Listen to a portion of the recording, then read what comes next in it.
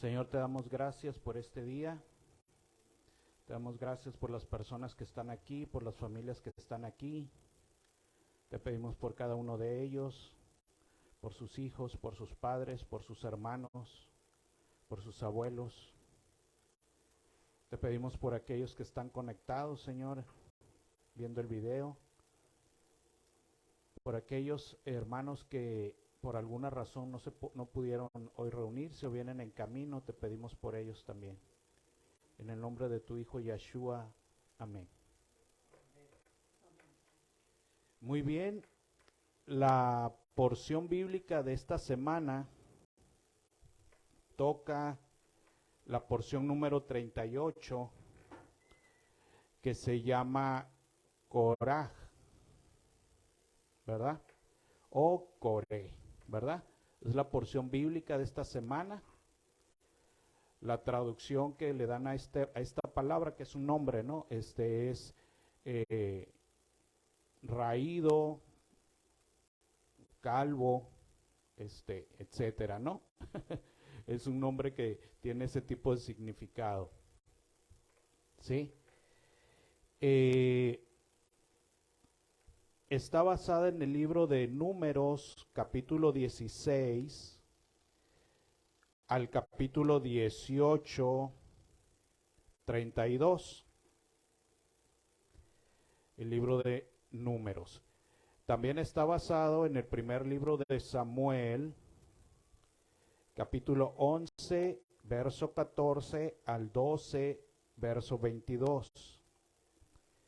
Está basada también en el libro de Timoteo, capítulo 2, verso del 8 al 21, y en el libro de Judas, pues todo el libro, ¿verdad? Como es un libro pequeñito, pues todo el libro. Les recuerdo a toda la congregación, ¿verdad? La parashá como es, pues siempre es las mismas, ¿verdad? Cada año, aunque aprendamos algo diferente, algo más, porque a veces no se alcanza a estudiar todo en un solo Shabbat, ya están guardadas ahí, ¿verdad? Desde hace tiempo. Entonces usted durante la semana puede revisar qué lecturas son y en la semana esté estudiando, ¿verdad? No necesariamente se espere al sábado, ¿verdad?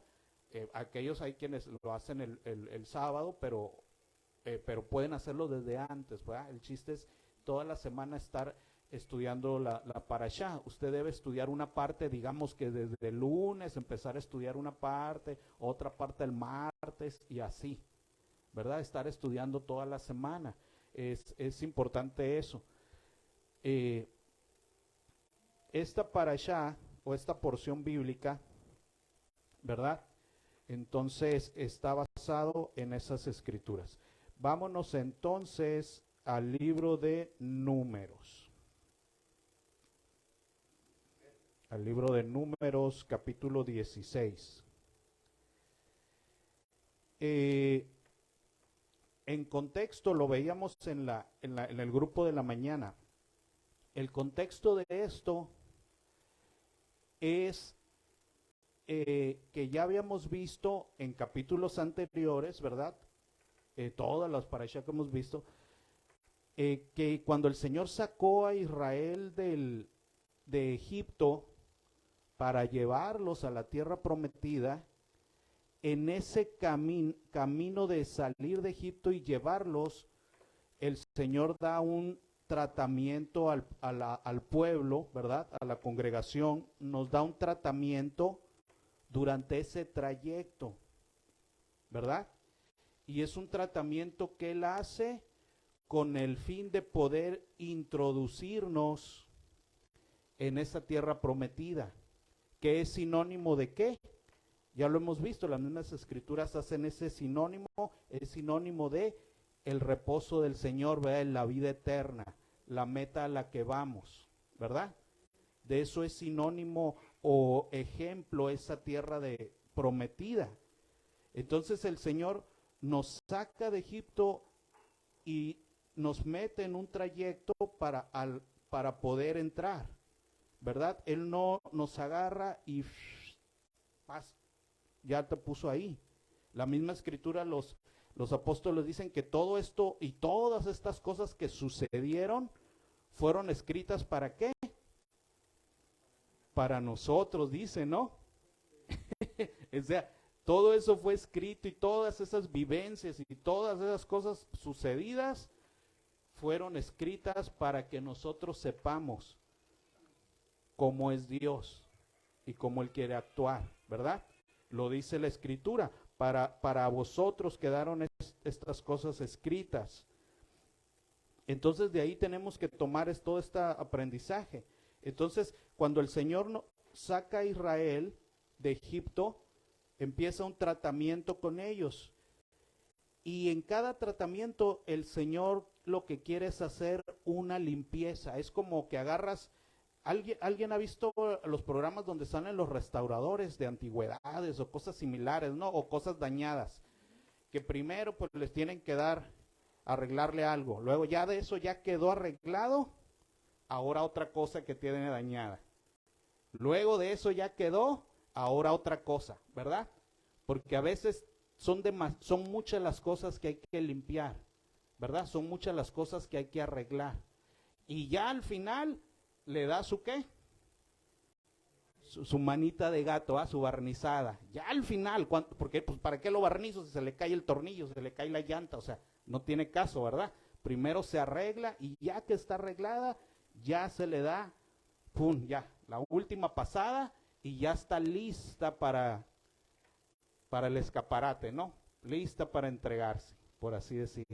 Y entonces, Dios en este camino hace lo mismo, ¿verdad? Con el pueblo, hace varias limpiezas, decíamos en la mañana, varios trapazos, ¿verdad? Y el problema es que en esas limpiezas siempre el pueblo se resistía, ¿verdad? Ese era el problema, que siempre en esas limpiezas, una tras otra, era una resistencia del pueblo. Era una resistencia contra ese proceso. Entonces, tomando en cuenta eso, el Señor había llegado a un punto, me voy a ir al capítulo 14, del mismo libro de Números, en el 20. Y ahí es cuando el Señor había tomado la decisión por tanta rebelión, ¿verdad? A ese proceso, tanto resistir una tras otra del proceso de Dios, que el Señor dijo, no, pues no los puedo limpiar, no se dejan limpiar, entonces no van a entrar a la vida eterna, a la tierra de la promesa, a la tierra prometida. Van a entrar la nueva generación, ejemplificando a los nacidos de nuevo, ¿verdad? A los que sí se dejaron tratar por Dios para ser limpiados de lo que tengan que ser limpiados, ¿verdad? Y entonces, cuando eso sucedió, en el verso 20 dice, entonces el Señor dijo, yo lo he perdonado conforme a tu dicho, mas tan ciertamente como vivo yo y mi gloria llena toda la tierra, todos los que vieron mi gloria y mis señales que he hecho en Egipto y en el desierto y me han tentado ya 10 veces, no han escuchado mi voz, no verán la tierra de la cual juré a sus padres, no, ninguno de ellos la verá. Ninguno de los que me han irritado la verá. Pero a mi siervo Caleb, por cuanto hubo en él, ¿qué? Otro espíritu. Y decidió, aquí fíjense qué importante es esto, porque aquí nos habla de cómo Dios observa y juzga, ¿verdad? Para Dios fue diferente Caleb porque en él hubo otro ¿qué? Espíritu. Y cuando dice eso se refiere en que hubo otro proceder, ¿verdad? En él un proceder distinto a los demás. ¿Se acuerda? Él procedió diferente. Y eso es lo que el Señor le llama, en él hubo un espíritu diferente a todos los demás. Él actuó diferente. Y luego dice aquí, y decidió. O sea que el Señor se fija en lo que decidimos hacer. ¿Se da cuenta? porque a Caleb dijo, él trae un espíritu diferente y decidió hacerlo, las cosas diferentes, ¿verdad? Y decidió ir en pos de mí. Yo le meteré en la tierra donde entró y su descendencia la tendrá por posesión. Entonces nos damos cuenta, hay un tremendo mensaje, porque la actitud y el proceder, cuando Dios trata con nosotros algo, es lo que determina muchas cosas, ¿se da cuenta? Esa actitud, ese espíritu diferente para con Dios y esa decisión de proceder de alguna manera es la que hizo la diferencia en Caleb, y no solo en Caleb, también en su ¿qué? En su descendencia. Qué tremendo es eso. Qué tremendo es eso, es algo bien power. Porque el proceder de él fue lo que hizo que aún su descendencia, dice aquí, y yo le meteré en la tierra donde entró, y su descendencia la tendrá en posesión. Fíjense, qué tremendo, qué importante fue eso, ¿verdad? Que lo diferenció a él de los demás. Entonces, el Señor había dado una sentencia, en ese capítulo 14, había dado una sentencia de quiénes iban a entrar y quiénes no iban a entrar, ¿verdad? Ahí en esa parte él da esa sentencia, ¿verdad? Dice que los hijos iban a entrar, la nueva generación son los que sí iban a entrar, y todos aquellos no van a entrar, ¿verdad? Esa vieja generación, esa que representa, ya sabemos, al viejo hombre, ¿verdad? Que no puede heredar la vida eterna. Entonces, en base a eso, después el Señor da muchas instrucciones al pueblo, ¿verdad? Unas que se vieron en la parasha pasada, diferentes instrucciones, y para el pueblo pues era difícil escuchar que esas instrucciones solo eran y solo las iban a vivir ¿quiénes? La nueva generación, ¿verdad? Porque todos los demás no, para ellos no eran esas promesas y se iban a quedar en el desierto. Y eso pues fue algo muy duro para ellos, ¿verdad? Fue algo muy duro para ellos, algo que no querían aceptar, ¿verdad? Y aún el Señor les había dicho que ellos no entren a Canaán, se vayan al desierto, ¿se acuerda? Y luego dijeron, no, sí vamos a entrar. O sea, aún en eso resistieron el trato de Dios, ¿verdad? Porque ellos, Dios a través de toda la Escritura, no solo ahí, por eso es importante leer toda la Escritura. Aún al leer, nos damos cuenta que cuando la gente se somete aún al trato de Dios, aún Dios puede hacer algo en ese trato. ¿Sí me explico? Aunque sea un castigo. Lo hemos visto con Nabucodonosor, lo hemos visto cuando el Señor deja que los babilonios tomen Jerusalén y destruyan el templo. Dice la Escritura que a todos estaban llevando cautiverio y pasando espada, pero que a los pobres que no se resistían y que eran humildes, que los dejaron ahí en esas tierras. Y hasta les dijeron, trabájenlas ustedes, y le dan una parte al rey, y ustedes se van a quedar ahí. O sea, aún en el castigo, si se obedece el castigo y el proceso que con eso lleva, aún ahí algo puede hacer Dios. ¿Sí me explico? Aún en eso puede, porque es lo que se demuestra en todas las Escrituras. ¿Sí? Es lo que es congruente.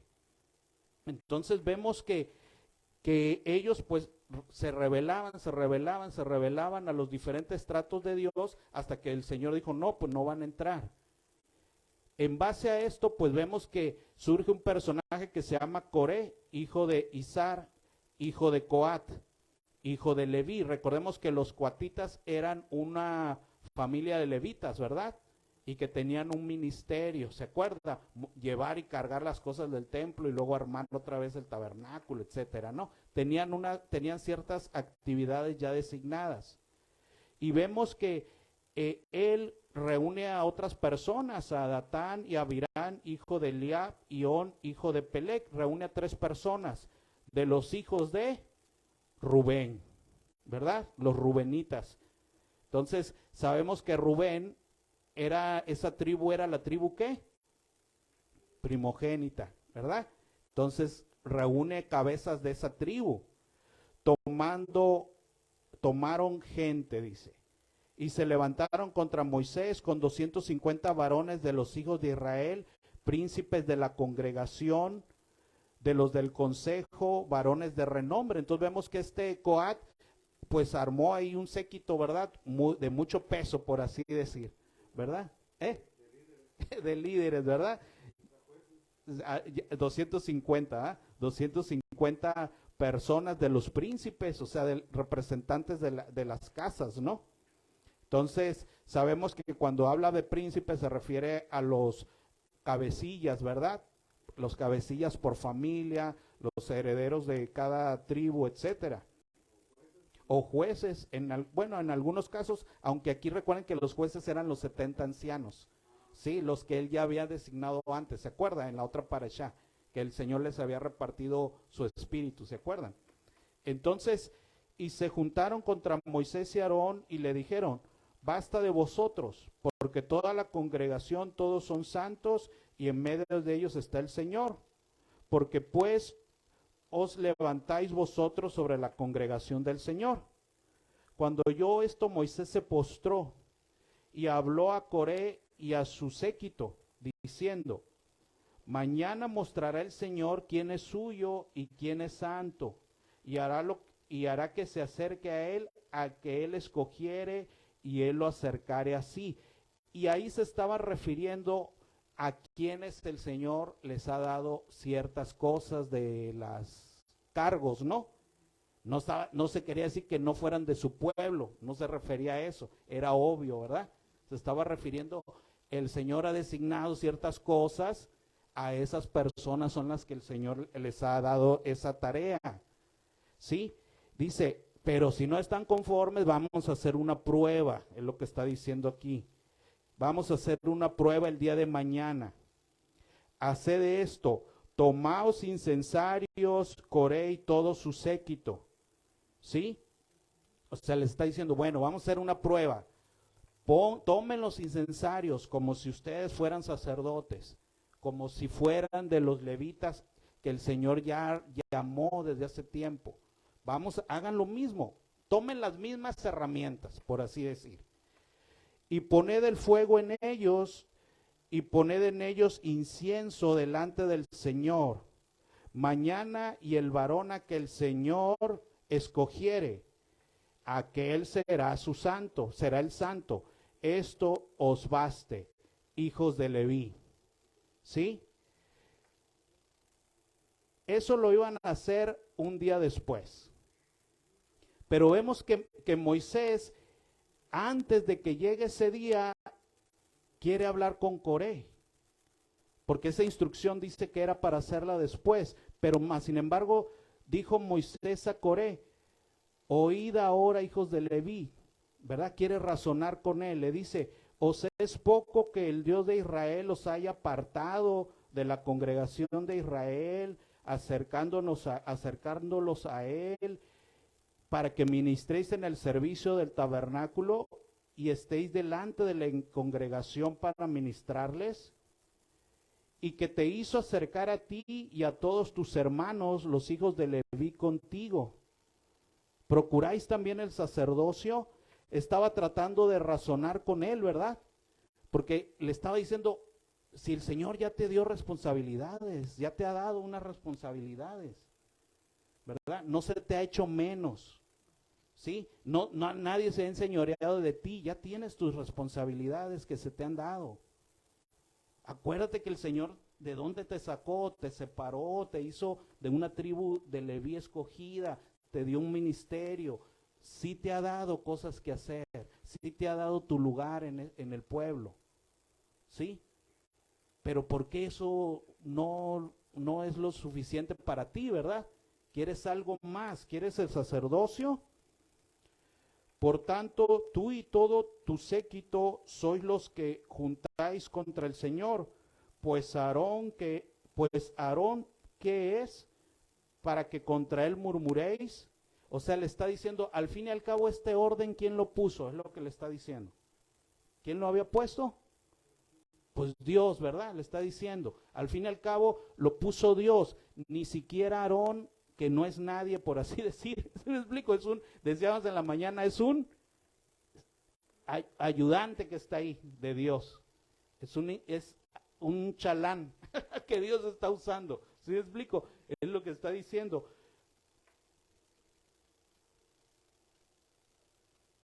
Porque, ¿qué es? Pues Aarón, ¿qué es para que contra él murmuréis? O sea, al final, mira, Aarón ni siquiera es el dueño de este asunto, ni siquiera Aarón es el que puso todos estos reglamentos, ni siquiera Aarón se llamó a sí mismo al ministerio de los levitas, ni siquiera él mismo lo hizo, ¿sí? Entonces, no es contra él con el que te tienes que molestar, dice, este asunto es el Señor el que designó todo esto. Y envió Moisés a llamar a Datán y a Abirán, a las otras dos personas, ¿verdad? Hijos de Eliab. Mas ellos respondieron, no iremos allá. O sea, fíjese, Moisés estaba intentando hablar con todos ellos antes de que llegara el día de esa prueba, ¿verdad? Antes de que llegara el día de esa prueba, les estaba hablando para poder hablar con ellos. Mas ellos no quisieron, dice, ir, y no vamos a ir a hablar contigo ahí, dicen. ¿Es poco que nos hayas hecho venir de una tierra que destila leche y miel para hacernos morir en el desierto, sino que también te enseñoreas de nosotros imperiosamente? Y en la mañana decíamos, no, que eso nos pasa a todos en nuestra vida, que cuando estamos pasando por consecuencias, ¿verdad?, de desobedecer a Dios, no nos damos cuenta que la consecuencia es por haber desobedecido a Dios, ¿verdad? Porque ellos estaban acusando a Moisés ¿de qué? De que los haya sacado de Egipto. O sea, ya hasta veían cosas que no eran, ¿sí me explico? Ya veían cosas diferentes a la realidad. ¿Quién los había sacado de Egipto? Dios, no Moisés. O sea, ¿sí me explico? No era porque salieron porque Moisés quiso. Nos sacaste, en pocas palabras está diciendo, nos sacaste de esa tierra que destila leche y miel. En primer lugar, ¿esa leche y esa miel eran de ellos? Pues no, ni siquiera eran de ellos, eran de los egipcios, que los tenían ahí como en servidumbre. Pero ellos todo ya transgiversado, ¿se dan cuenta? O sea, nos sacaste de ahí, de donde teníamos leche y miel. No es cierto, ahí no tenían. Lo que pasa es que no se daban cuenta, ¿verdad? Que estaban en servidumbre y no se daban cuenta que en realidad eran esclavos ahí. Para que te enseñorees de nosotros imperiosamente. Y luego miren, otra segunda confusión.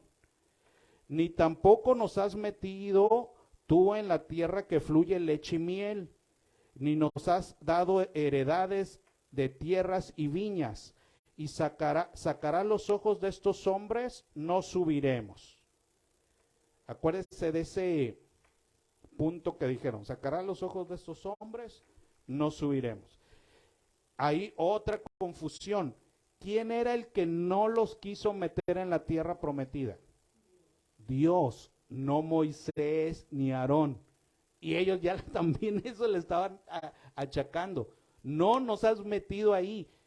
Es que no estás ahí y no vas a entrar por tus ¿qué? Por tus rebeliones. Por todas, pues porque lo acabamos de leer que dijo 10 veces ¿qué? Me han tentado. O sea, entonces hubo 10 ¿qué? Rebeliones constantes del pueblo. No fue una, no fue dos, no fue tres. Fueron 10 rebeliones constantes, una tras otra, una tras otra, una tras otra, que al final, ¿qué hizo el Señor? Siempre no, estos no, siempre no. Entonces, no era Moisés el que les impedía meterse a la tierra prometida, ya lo vimos. La sentencia fue ¿de quién? De Dios. Sí, eso, la verdad, ya el Señor le había dicho, no van a entrar, van a regresarse, ¿verdad? Sí, se va a quedar ahí en el desierto y va a entrar la generación nueva, ¿verdad? Que significa, ya sabemos, en lo espiritual, los nacidos de nuevo y que el viejo hombre muera en el desierto, en ese trato de Dios. Ahí es donde debe morir esa vieja mujer y ese viejo hombre para poder heredar el reino de Dios, porque la Escritura dice, carne y sangre, ¿no qué? No hereda el reino de Dios. Entonces, por eso es el trato a veces, o no a veces, siempre de Dios con nuestras vidas, porque quiere que sí podamos, ¿qué? Heredar la tierra de la promesa. Porque carne y sangre no la puede heredar. Entonces la carne se tiene, como dice la Escritura, quedar en el desierto. Es sinónimo de eso. Ahí se tiene que quedar. Para que lo nacido de nuevo sí pueda, ¿qué? Entrar a la tierra de la promesa. Y eso es algo que se tiene que estar llevando a cabo en nuestras, ¿qué? En nuestras vidas, ¿verdad? Constantemente. Cada quien sabe a lo que tiene que morir. Cada quien sabe a lo que tiene que cortar en su vida. Cada quien sabe a qué tiene que renunciar en el proceso en el que Dios te va metiendo, aunque no nos guste. ¿Sí me explico? Para que puedas entonces entrar. Todo eso ya lo hemos hablado varias veces, ¿verdad? Hemos hablado un poco cada vez, ¿sí? En diferentes parashas. Por eso decíamos que el Señor, los apóstoles siempre decían que el camino a la vida eterna era como una carrera. ¿Se acuerda? Que lo hemos visto. Como una carrera, un transitar, llegar a una meta, algo que es un proceso. ¿Sí me explico? Algo que es ir caminando cada vez más cerca. Lo vimos en las parashas pasadas, ¿se acuerda? Irse moviendo hacia la meta cada vez más. Entonces, en base a todo eso, ¿sí? Es que esto estaba sucediendo. ¿Qué versículo me quedé? 15, ¿verdad? Entonces Moisés se enojó en gran manera y dijo al Señor, no mires a su ofrenda, ni aún un asno he tomado de ellos, ni ninguno de ellos he hecho mal, ¿verdad?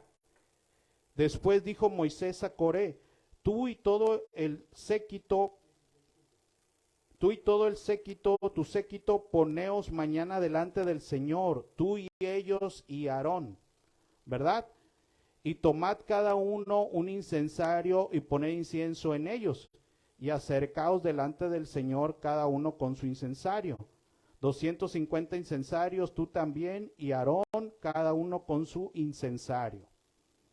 Y tomó cada uno su incensario y pusieron en ellos fuego y echaron en ellos incienso y se pusieron a la puerta del tabernáculo de reunión con Moisés y Aarón. Ya Coré había hecho juntar contra ellos toda la ¿qué? Congregación. La instrucción que le habían dado era para ustedes tres y los 250 que se reunieron, ¿verdad? Pero ya Coré había ido más allá. ¿Él qué había hecho? Reunido a la congregación completa. O sea, seguía echándole más rollo al asunto ahí, ¿verdad? Y entonces dice, y habló el Señor a Moisés y a Aarón diciendo, apartaos de entre esta congregación y los consumiré en un momento. Fíjense qué terrible, porque Coré ni siquiera supo que al reunir a toda la congregación, ¿verdad? Contra Moisés, los estaba llevando ¿a qué? A la muerte. Porque en principio Dios no le iba a hacer nada a la congregación, ¿se da cuenta? Era con ellos tres y los 250, esa fue la instrucción. Y el otro, no, vénganse todos ahí. Y hizo toda la congregación, ya hasta los estaba guiando a la muerte. Fíjense qué tremendo es eso, ¿no? Sin saber él y los demás también, ¿verdad? Ni sabían que iba a salir peor el asunto ahí. Y ellos se postraron sobre sus rostros, o sea, Moisés y Aarón, y dijeron, Señor de los espíritus de toda carne, ¿no es un solo hombre el que pecó? ¿Por qué airarte contra toda la congregación? ¿Verdad? Ellos interceden ahí y le dicen, no, Señor, no, la congregación no fue, ¿verdad? Ellos no fueron, el que inició todo el asunto fue Coré, y los tres otros, ¿verdad? Y los otros dos. Entonces el Señor habló a Moisés diciendo, habla a la congregación y diles, apartaos de alrededor de la tienda de Coré, Datán y Abirán. Entonces, ¿verdad? Intercede y el Señor le dice, ok, que se separe la congregación de ellos, porque ya los venían siguiendo ahí en la muchedumbre. Entonces Moisés se levantó y fue a Datán y a Abirán, y los ancianos de Israel fueron en pos de él. Y él ávido a la congregación, y él habló a la congregación diciendo, apartaos ahora de las tiendas de estos hombres malvados, y no toquéis ningún objeto de ellos, para que no perezcáis con todas sus maldades. Y se apartaron de las tiendas de Coré, de Datán y Abirán alrededor, y Datán y Abirán salieron y se pusieron a las puertas de sus tiendas con sus mujeres, con sus hijos y sus hijos pequeños. Y dijo Moisés, en esto conoceréis que el Señor me ha enviado para que hiciese todas estas cosas y que no las hice por mi propia voluntad.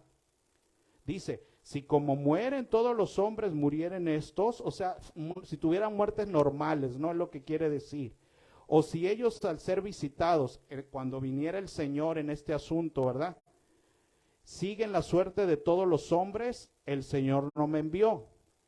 Mas si el Señor hiciese algo nuevo, y la tierra abriere su boca y los tragare con todas sus cosas, y descendieren vivos a Seol, entonces conoceréis que estos hombres irritaron al Señor.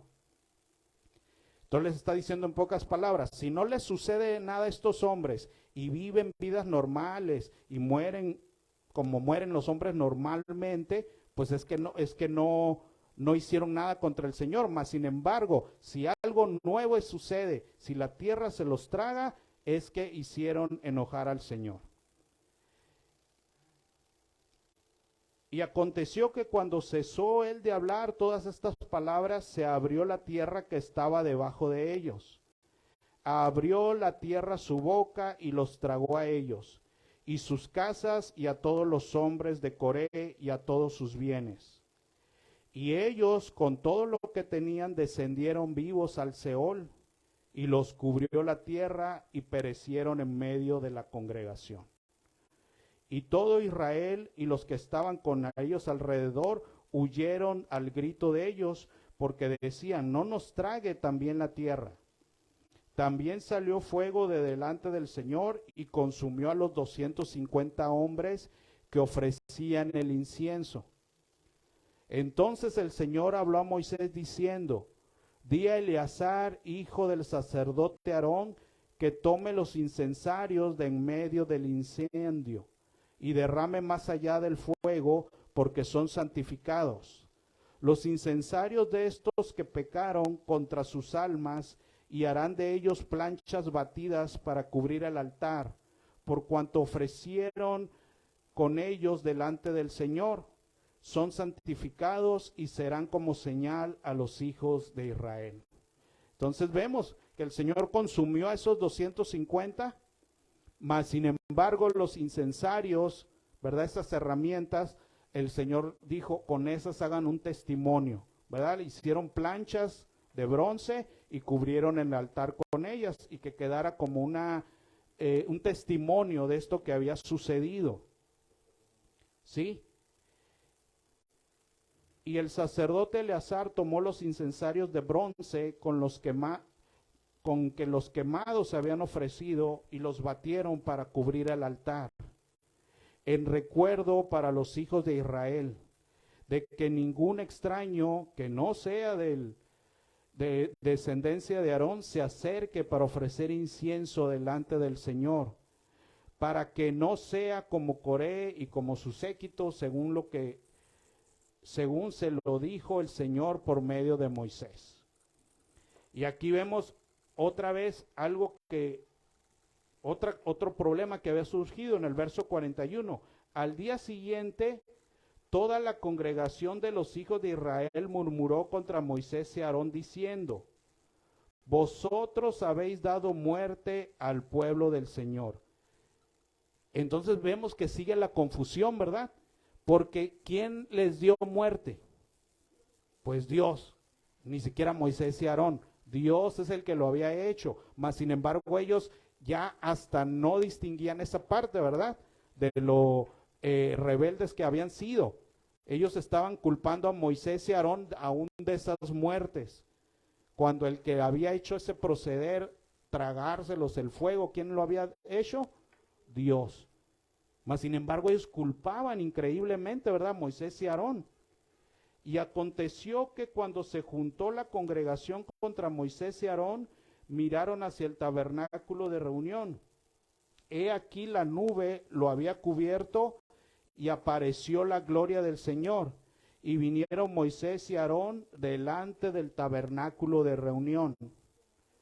Y el Señor habló a Moisés diciendo: apartaos de en medio de esta congregación y los consumiré en un momento. Y ellos se postraron sobre sus rostros. Vemos ahí un momento bien terrible porque el que entendió ese momento fue Moisés. Tan enojado ha de haber escuchado a Dios, ¿sí me explico?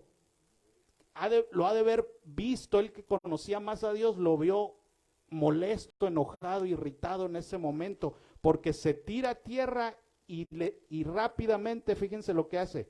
Y dijo Moisés a Aarón: toma el incensario y pon en él fuego del altar, y sobre él pon incienso, y ve pronto a la congregación, y haz expiación por ellos, porque el furor ha salido de la presencia del Señor, la mortandad ha comenzado. Qué terrible ha de haber sido ese momento, ¿no? Que Moisés en un instante entendió todo el enojo de Dios, y en un instante dijo: ya el Señor acaba de mandar muerte hacia ellos, y se tiró al suelo, y le dijo a Aarón: ve, córrele a interceder por ellos, córrele, llena el incensario y ve, porque el Señor ya ha mandado algo ahí. Entonces tomó Aarón el incensario como Moisés dijo, y corrió, fíjense, corrió con qué premura lo hicieron ellos, ¿verdad? Con qué premura. Moisés rápidamente le da la instrucción a Aarón, y Aarón rápidamente se pone en acción de esa instrucción, ¿verdad? Para correr, dice ahí, y corrió en medio de la congregación. He aquí que la mortandad había comenzado en el pueblo, y él puso incienso e hizo expiación por el pueblo. Y se puso entre los muertos y los vivos, y cesó la mortandad. ¿Verdad? Vemos ahí que Aarón salió corriendo hasta llegar al punto donde estaba esa muerte avanzando, y ¡pum!, ahí se paró. Entre los muertos y los vivos, dice la Escritura. ¿Sí me explico? Corrió hacia donde, como iba extendiéndose esa muerte, no sé qué usó el Señor ahí, ¿verdad? No sé qué tipo de plaga, no sé si era un ángel con una espada, no lo sabemos, ¿verdad? Y no nos toca andar investigando qué habrá sido.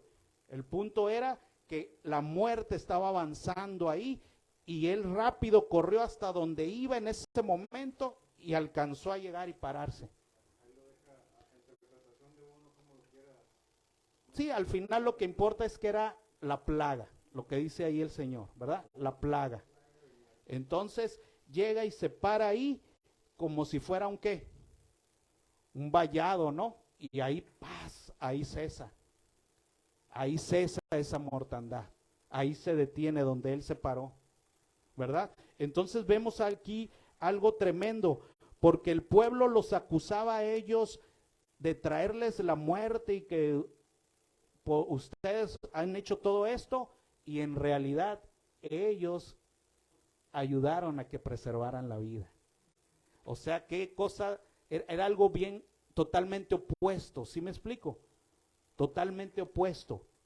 Ellos los acusaban de muerte, mas sin embargo en realidad fueron instrumentos para que tuvieran vida, para que la plaga no los alcanzara, para que no los exterminara ahí el Señor. E hizo expiación por el pueblo, y se puso entre los muertos y los vivos, y cesó la mortandad.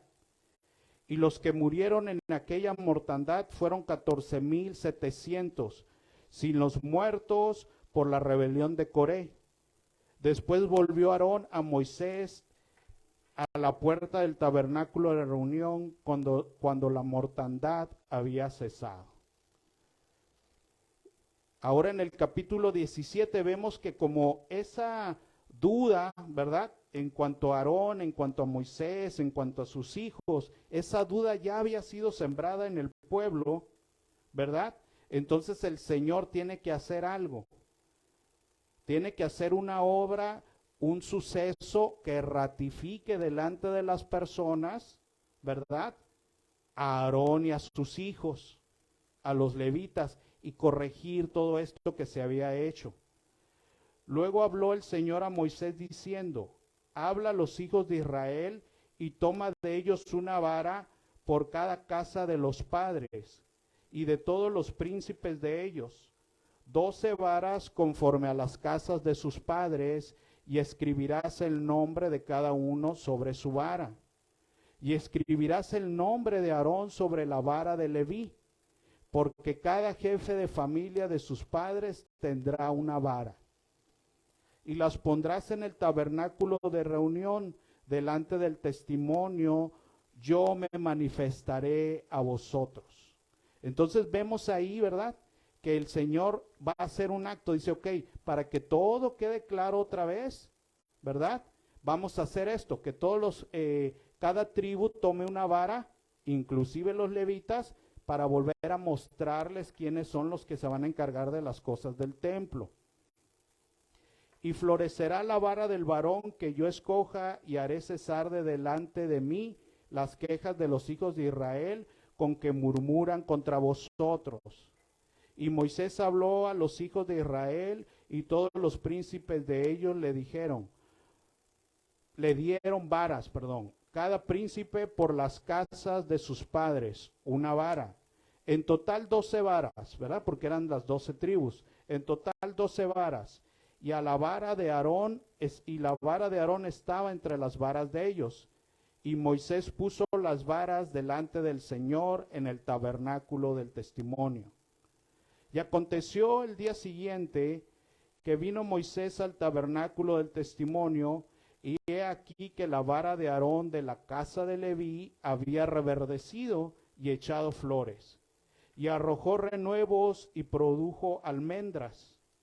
Entonces sacó Moisés todas las varas de delante del Señor a todos los hijos de Israel, y ellos lo vieron y tomaron cada uno su vara. Y el Señor dijo a Moisés: vuelve la vara de Aarón delante del testimonio, para que se guarde por señal a los hijos de Israel, y hará cesar sus quejas de delante de mí, para que no murmuren. E hizo Moisés como le mandó el Señor, así lo hizo. Entonces los hijos de Israel hablaron a Moisés diciendo: he aquí nosotros somos muertos, perdidos somos, todos somos perdidos. ¿Verdad? Reconocieron que se habían equivocado, ¿verdad? Cualquiera que se acercare, el que viniere al tabernáculo del Señor morirá, y acabaremos por perecer nosotros. El Señor dijo a Aarón: tú y tus hijos y la casa de tu padre contigo llevaréis el pecado del santuario, y tú y tus hijos contigo llevaréis el pecado de vuestro sacerdocio, y tú y tus hermanos también, la tribu de Leví, la tribu de tu padre, haz que se acerquen a ti y se junten contigo, y te servirán, y tú y tus hijos contigo serviréis delante del tabernáculo del testimonio. Y guardarán lo que tú ordenes, y el cargo de todo el cargo de todo el tabernáculo, mas no se acercarán a los utensilios santos, ni al altar, para que no mueran ellos y vosotros. Bueno, lo que empezó aquí a hacer el Señor es volver a poner el orden, ¿verdad?, en todos los levitas. Volver a instituir quiénes iban a tocar las cosas sagradas, quiénes iban a estar encargados de ciertas labores, ¿verdad? Todo aquello que se había malentendido en esa parte, ¿verdad? todo aquello que Coré había malentendido y había torcido. Entonces el Señor otra vez está volviendo a poner el orden ahí. Está lo que él había hecho desde antes. ¿Sí? De eso trata todo el capítulo 18. Una ratificación hacia el sacerdocio encomendado a los levitas, ¿sí? A Aarón y a sus hijos, ¿verdad? Y todo lo que él estaba corrigiendo en ese momento. Habla que ellos iban a estar encargados del sacerdocio, que ellos iban a hacer la expiación por el pueblo, ¿sí? Que ellos iban a ser los administradores, etcétera, del tabernáculo, ¿verdad? Todo eso lo puede usted seguir leyendo en todo el capítulo 18, ¿sí? Entonces vemos aquí algo, ¿verdad? Algo de mucho aprendizaje, ¿verdad? Que Coré, ¿verdad? Había formado una rebelión malintencionada y pues trajo una consecuencia, ¿verdad? Tristemente. Bueno, ahora vamos a pasar al libro de Samuel. Vamos a tratar de leer todos tratar de abarcar toda la parashá, ¿verdad? Vámonos al libro de Samuel, capítulo 11. Primero es Samuel, capítulo 11, del 14 al capítulo 12, 22.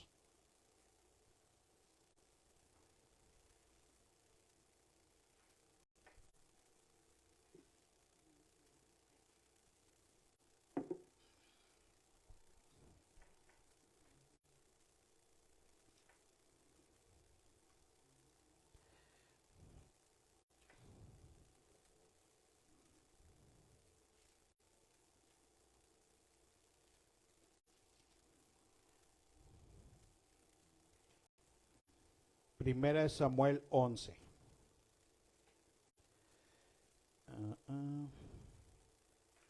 Ok, 11, 14. Empezamos en el 14. Vámonos al verso 1, perdón, del 11. ¿Por qué? Para tener un poco de contexto. Recordemos que cuando Israel entra a la tierra prometida, sí, sale de Egipto, aquella nueva generación entra a la tierra de Canaán, tiene que empezar a tomar acción para poseerla, ¿verdad? Ejemplificado, ¿qué? En las guerras que tenía que pelear, ¿verdad? Echando fuera lo que estaba ahí, ¿verdad? Echando fuera a todos esos cananeos, ¿verdad? A esos 7 pueblos más grandes que ellos, ¿se acuerdan? ¿Sí? Que ejemplifican lo que el creyente tiene que echar fuera de su vida para poder poseer la promesa de Dios, ¿verdad? Esas guerras que ellos tenían que estar peleando contra esos 7 más poderosos que tú, decía la Escritura, mas sin embargo que el Señor te iba a ayudar en esas guerras, ¿verdad? Te iba a ayudar a poder echar fuera eso que tienes que echar fuera para que puedas poseer lo que Dios tiene para ti en tu vida, ¿verdad? Ejemplificado en esas guerras de Canaán, tomados de la mano de ¿quién? Del Mesías Josué, ¿se acuerda? Que Moisés llegó hasta el Jordán, hasta antes del Jordán y ya no cruzó, y la nueva generación cruzó a Canaán de la mano del Mesías Josué. ¿Se acuerda? De Josué, que su nombre es una modificación del nombre de Yeshua. ¿Se acuerda? Si usted estudia ahí, el nombre de Josué, el nombre de Yeshua, tienen la misma raíz, ¿verdad? Era un ejemplo de Mesías, que quería ayudarlos a tomar la promesa de Dios, ¿verdad? Pero que ellos tenían que tomar acción como echando fuera eso, lo que estaba ahí, peleando contra eso. Y que el Señor les había dicho, con esos pueblos no hagas alianza, sino sácalos. Ese es otro gran ejemplo. Ya tuvimos alguna vez un estudio del libro de Josué, no sé si recuerda, los miércoles, donde decíamos, esa tierra de la promesa tenía un precio, tenía que echar fuera de sus vidas lo ejemplificado en esos pueblos, luchar y luchar hasta sacar todo lo que está ahí arraigado, sacarlo fuera, ¿sí? Era el mensaje que Dios dio en todo ese libro. Entonces, cuando Israel no hacía eso, sino que desobedecía a Dios y todavía se ponía en alianza con esas personas, le venían calamidades. Los atacaban, los robaban, les quitaban su ganado, mataban a su pueblo, etcétera. ¿Sí? Porque no hacían lo que tenían que hacer. Era una de esas situaciones la siguiente. Después subió Naas amonita y acampó contra Jabes de Galad. Jabes de Galad era una región de ahí, donde generalmente estaban viviendo ahí generalmente personas de la tribu de Manasés, de la tribu de Dan. O sea, era una región donde Israel ya había tomado cierta posición, pero desobedecían constantemente a Dios. Y en uno de esos capítulos se levantó una persona de los amonitas y acampó contra ellos, ¿verdad? Los sitió contra Jabes de Galad. Y todos los de Jabes dijeron a Naas: haz alianza con nosotros y te serviremos. Fíjense, en vez de pelear contra él, preferían ¿qué? Someterse a él, hacer alianza con él, ¿verdad? Lo cual el Señor siempre ha prohibido, porque es lo que quiere el Señor en nuestras vidas. No negociar con lo que no hay que negociar en nuestras vidas, sino que sacarlo fuera, ¿sí? Y ellos no, ellos preferían negociar con él y hacer alianza y te serviremos. Y vemos cómo era el voto de esa alianza, de ese sometimiento a él. Y Naas amonita les respondió: con esta condición haré alianza con vosotros, que a cada uno de todos vosotros, ¿qué? Se saque el ojo derecho y ponga esta afrenta sobre todo Israel. Por eso a Corea había hecho eso antes, porque era una costumbre que cuando tú hacías alianza con alguien más poderoso, ¿sí? O lo sometías, en señal de sometimiento a ti, le sacabas el ojo derecho, ¿sí? En señal de sometimiento le sacabas el ojo y lo tenías sometido. O él pactaba contigo y se lo sacaba y te lo entregaba en señal de que se sometía a ti. Fíjese qué tipo de alianzas, qué tipo de pactos, ¿verdad? Y era de lo que estaban acusando a Moisés allá, porque era una costumbre que tenían todos los pueblos paganos, ¿verdad? Era una señal de sometimiento o de enseñorearse de alguien. Y fíjense, de esa cosa tan terrible estaban acusando a Moisés aquella vez. Por eso le dijeron: ¿quieren que ellos se saquen el ojo? ¿Se acuerdan?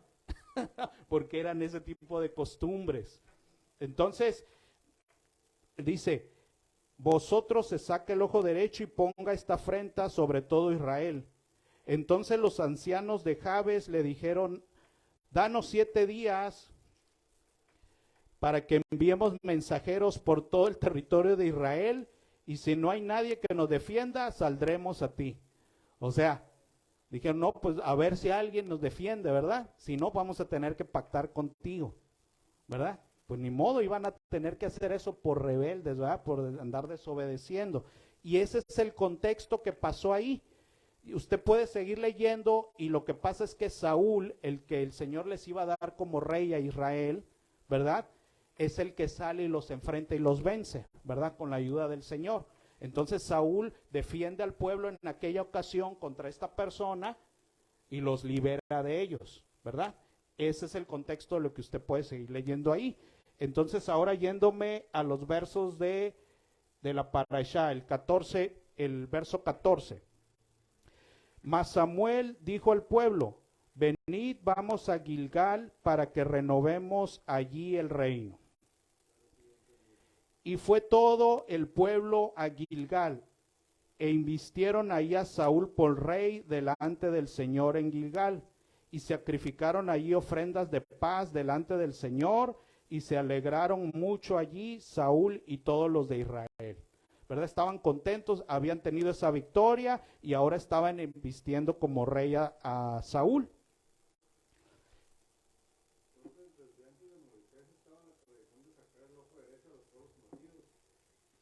Sí, en todo Medio Oriente hay muchas, son viejas, pues son tradiciones antiguas, ¿no? Siglos. Ancestrales. Pero por eso no quieren obedecer realmente. Sí, o sea, esa fue una expresión que ellos hicieron exagerando, ¿no? Exagerando el asunto, ¿verdad?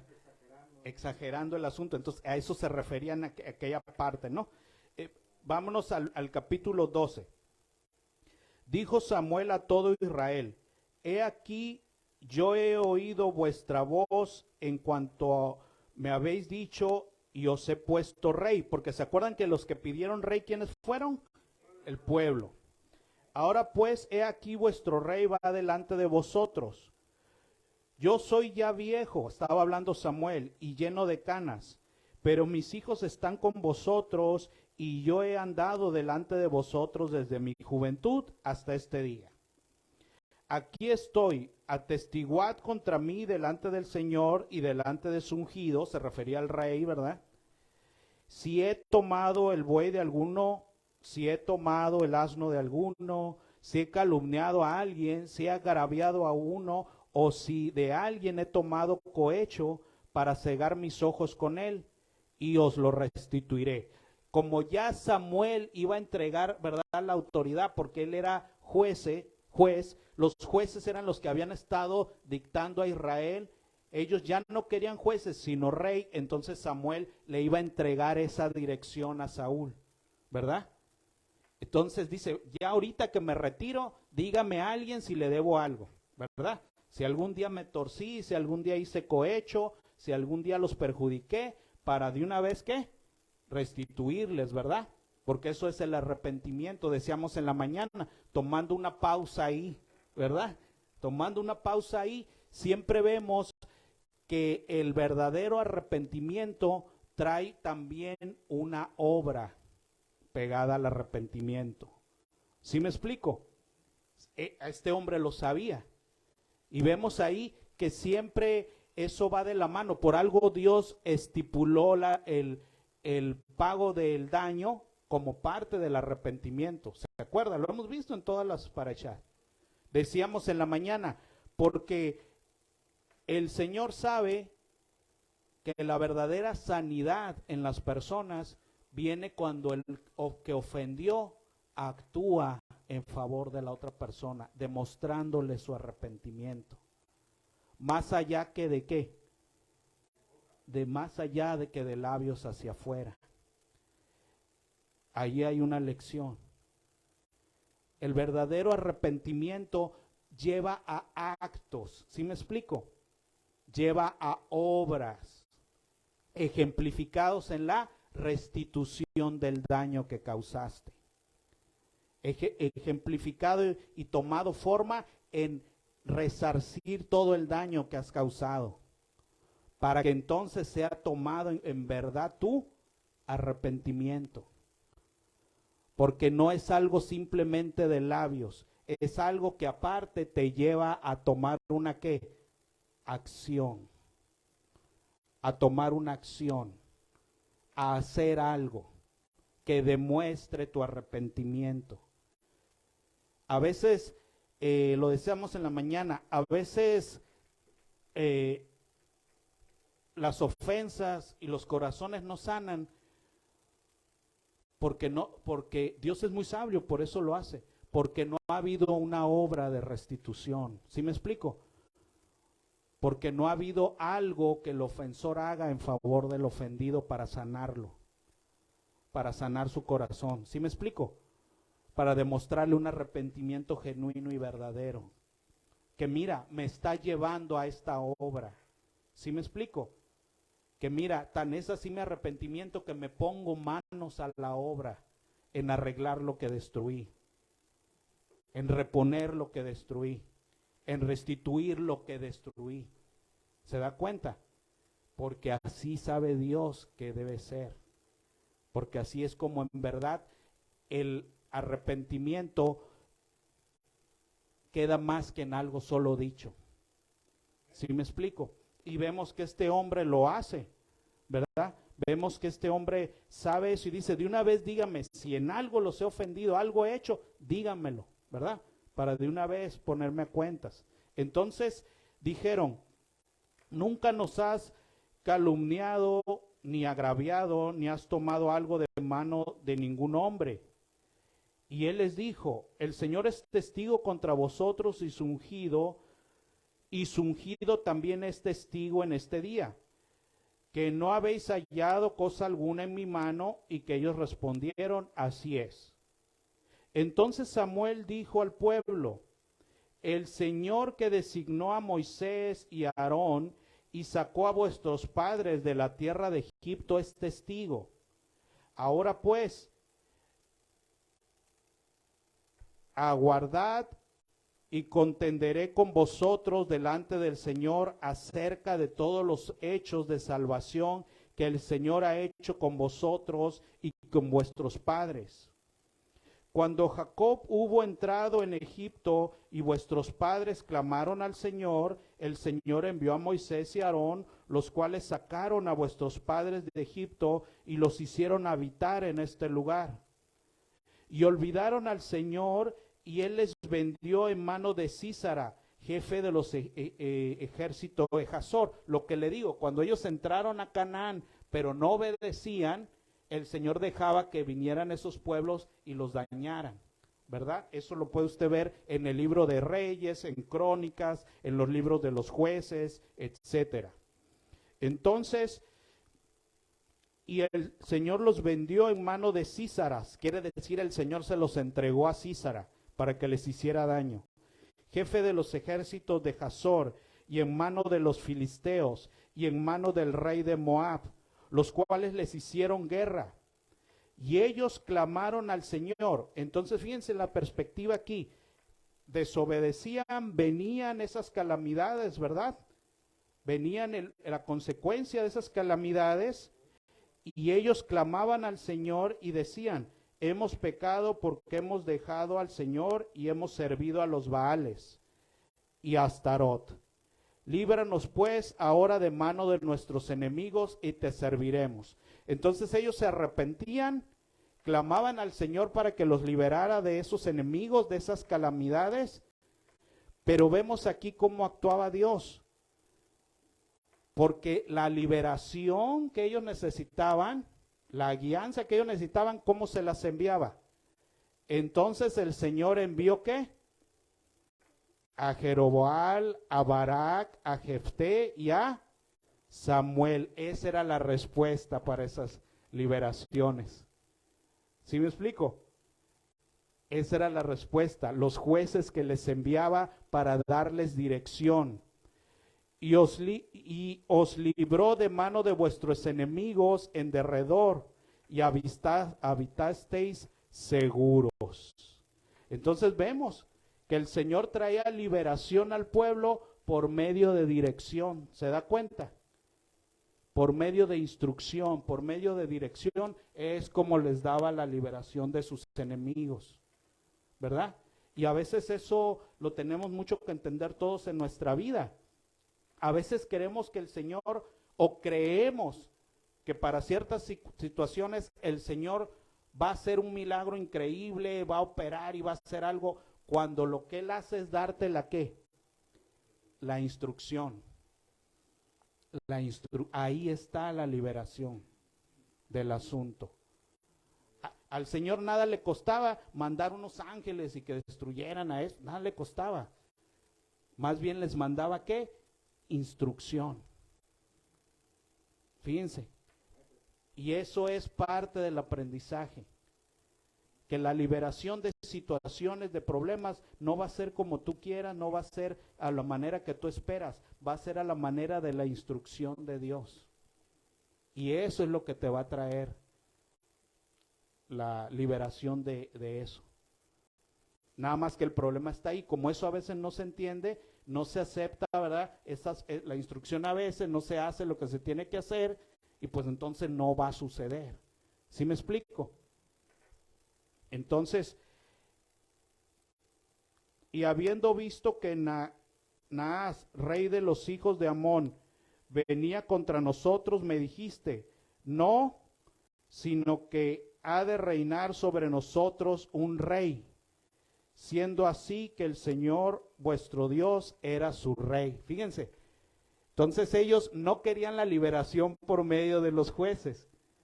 Mejor danos ¿qué? Un rey. ¿verdad? No querían ese tipo de liberación por medio de los jueces, sino por medio de un rey. Y eso estaba atentando contra Dios, porque el rey que tenían, ¿quién era? Dios. Ya tenían rey. El rey era Dios, que les daba las instrucciones que ellos tenían que seguir para poder estar bien. ¿Se da cuenta? Pero ellos no les gustaba esa parte de los jueces, y entonces prefirieron un rey. Entonces, ahora pues, he aquí el rey que habéis elegido, el cual pedisteis. Ya veis que el Señor ha puesto rey sobre vosotros.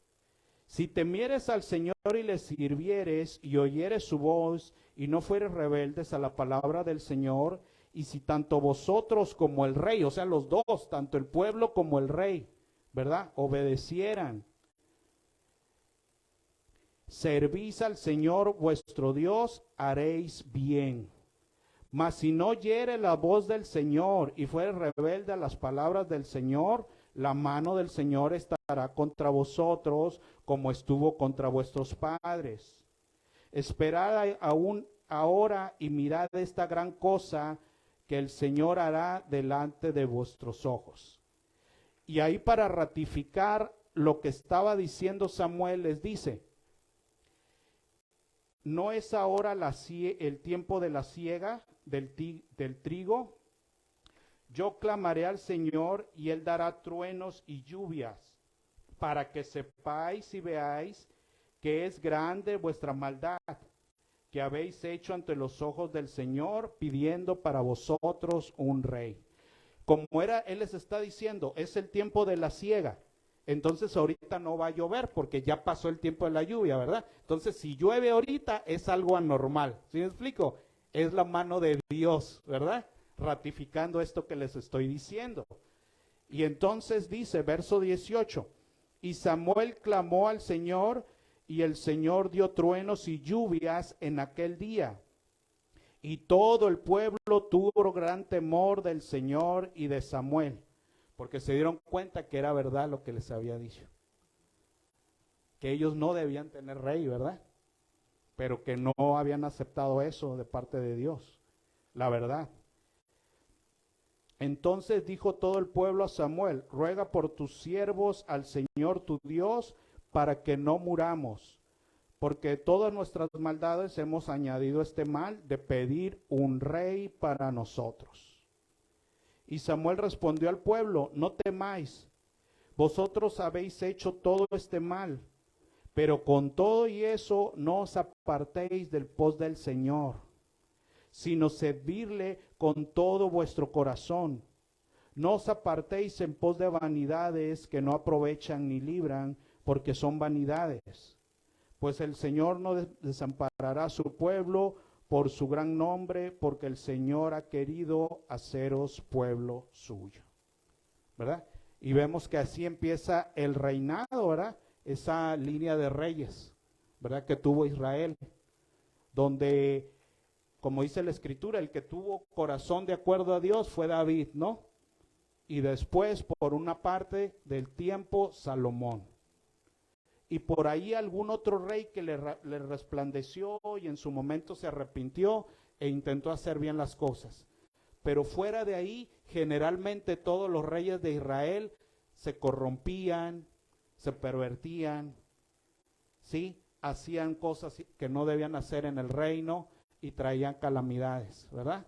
Esa fue la historia, usted lo puede checar y estudiar en todos los libros de los jueces, los reyes y crónicas, ¿verdad? Por eso es importante estudiar la Escritura, porque nos damos cuenta el proceder de Dios. ¿Sí me explico? Nos damos cuenta cómo actúa Dios en las situaciones cotidianas de la vida, ¿sí?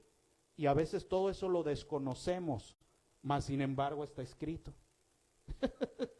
Ahora sí que excusa no tenemos, ¿verdad? Bueno, eso es lo concerniente al libro de Samuel. Vámonos al libro de Timoteo, segunda de Timoteo.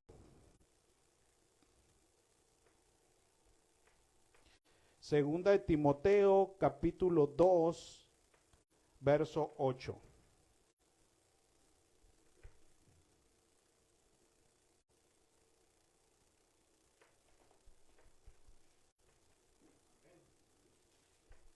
capítulo 2, verso 8. Ok, tengamos la perspectiva de esta parte que vamos a leer. Está escribiendo un maestro a su discípulo, ¿sí? Le está escribiendo Pablo, Saulo de Tarso, a su discípulo Timoteo.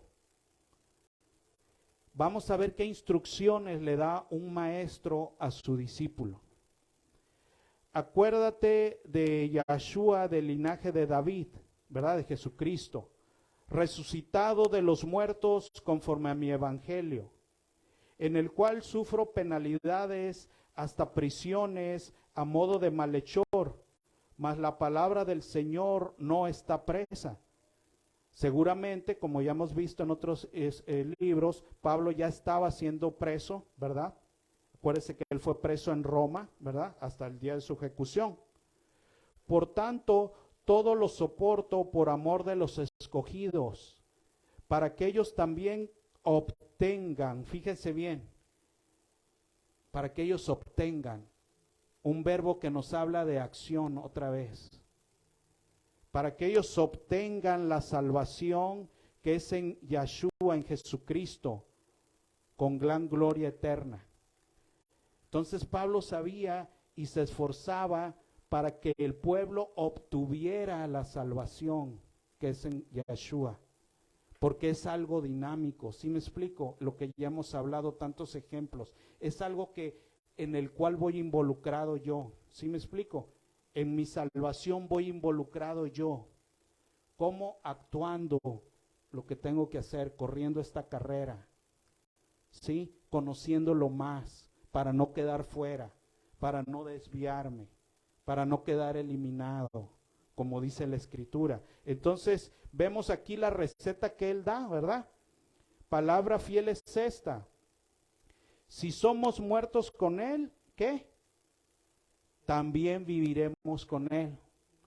Entonces, la condición de poder vivir con Jesucristo es primero, ¿qué? Morir junto con él.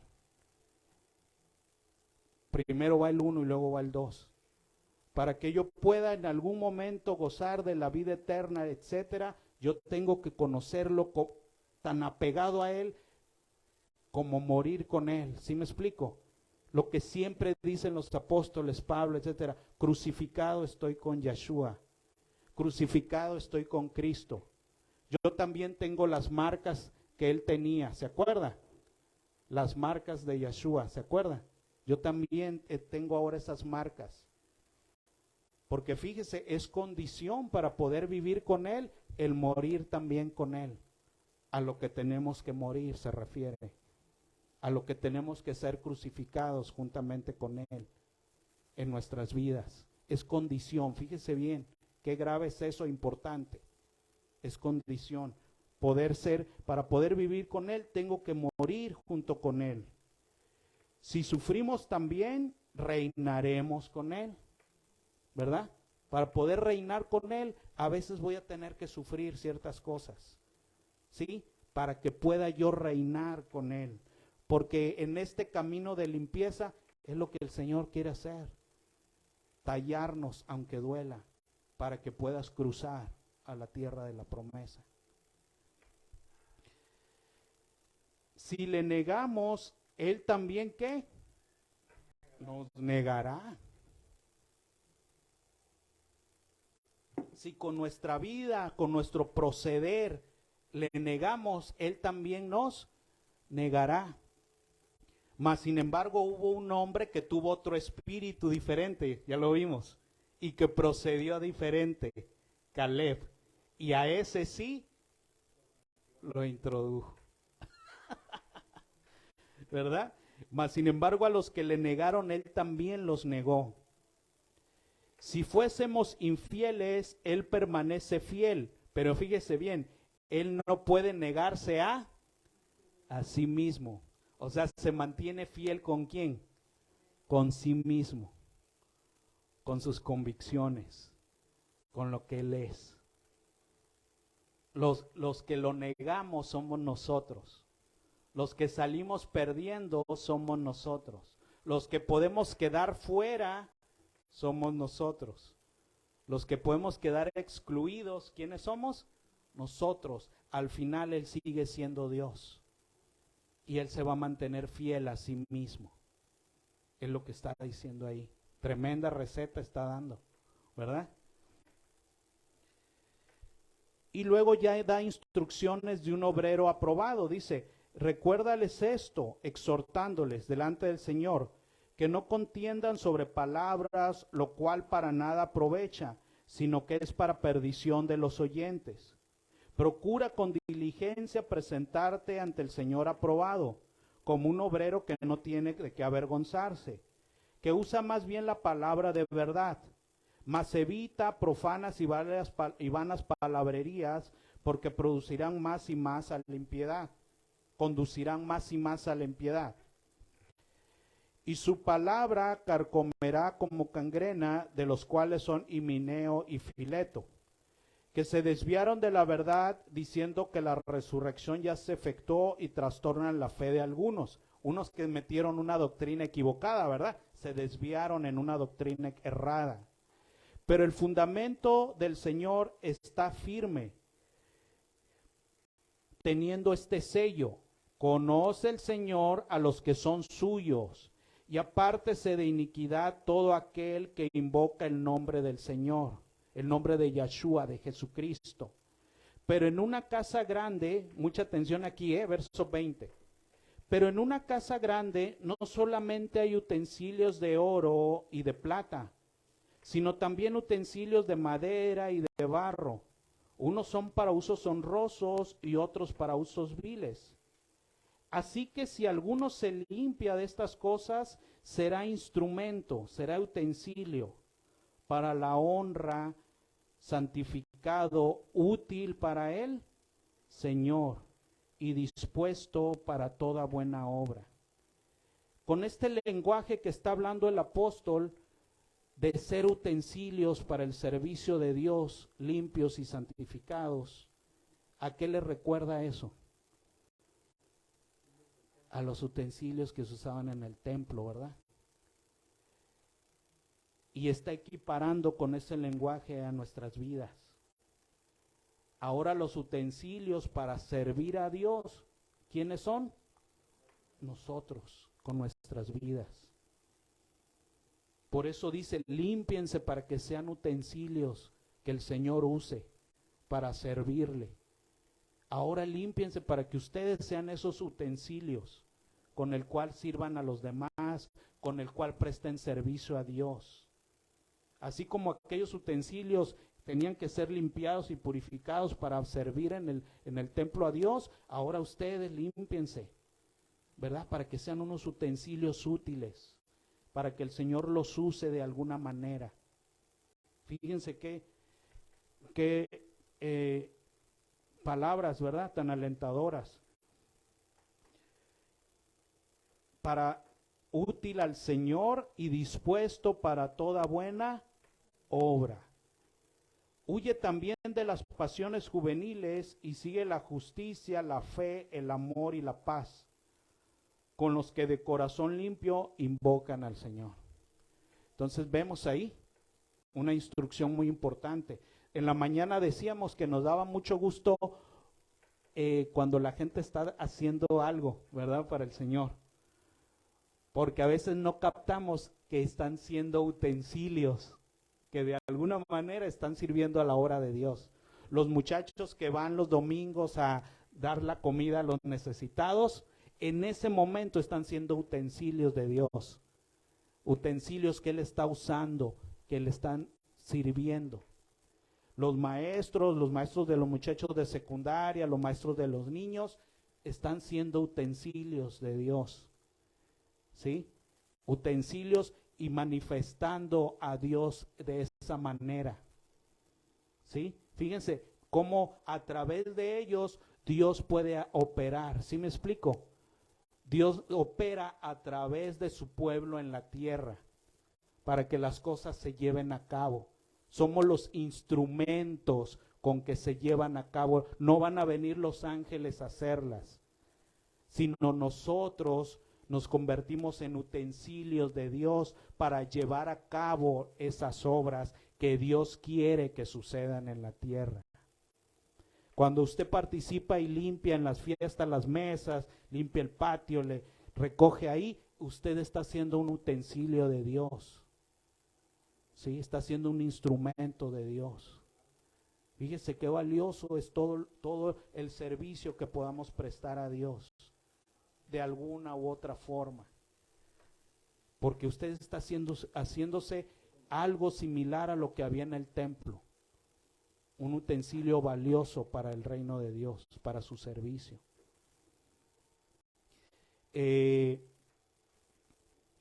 Decíamos también en la mañana que también, aunque usted no tenga una actividad directa aquí en la congregación, también en su casa no deje de ser utensilio, lo que decíamos en la mañana, ¿verdad? Los que son padres van a ser utensilios de Dios para formar la vida de sus hijos. Ahí ya tienen un ministerio, ¿verdad? Un ministerio bastante importante, ¿sí? Más también las actividades que pueda hacer en la congregación, claro, pero ya tiene unas encomendadas por Dios en su casa. ¿Sí me explico? Donde el Señor lo ha puesto a usted como utensilio que va a formar vidas, ¿sí? Que va a instruir. A lo mejor usted no le ha tocado instruir aquí a los niños, eso, pero en su casa usted tiene que ser instructor. En su casa usted tiene que ser maestro. Ya tiene trabajo ahí que hacer, ¿verdad? Lo decíamos en la mañana. La mañana que estábamos aquí con unos papás que vinieron, ¿verdad? Con el niñito y etcétera, estábamos diciendo que a veces ante esto ante esto más fuerte que anda allá afuera, muchas veces preguntan, ¿qué vamos a hacer, verdad? Para proteger a nuestros hijos. ¿Qué vamos a hacer para protegerlos de allá afuera, etcétera? El primer paso que debe hacer, ¿qué es? En su casa. Ahí empieza la respuesta del asunto. En su casa usted siendo maestro. En su casa usted formando y dando ejemplo. Tanto de palabra como de obra con sus hijos. Ahí es donde usted empieza a pelear esta batalla por sus hijos. No se pelea tanto afuera, se empieza a pelear en las casas. Y ahí lo va a respaldar Dios. Ahí, sí, tomando lo que tiene que hacer, siendo ese utensilio de Dios en la vida de sus hijos, formándolos, instruyéndolos. Cuando se hace eso bien en casa, créame que lo de afuera impacta menos. Es menos lo que va a impactar. No le hace que va a ser menos si se hace bien en casa. Si en casa se les da los cimientos adecuados. Si ellos ven el ejemplo adecuado. Ven lo dicho junto con lo hecho. Entonces es cuando ellos ven que es real. ¿Sí me explico? Que es real eso que les estamos diciendo. Fíjense qué importante es eso. Entonces, eso también lo mencionábamos en la mañana, ¿verdad? Y rápidamente para terminar, vámonos al libro de Judas. Ay. Está un poco larga la pareja, pero ya vamos a terminar.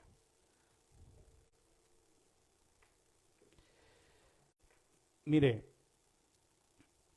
me voy a remitir nada más hasta el verso 7, ¿sí? Usted puede leer todo el libro de Judas en casa, pero quiero meditar en algo que está aquí.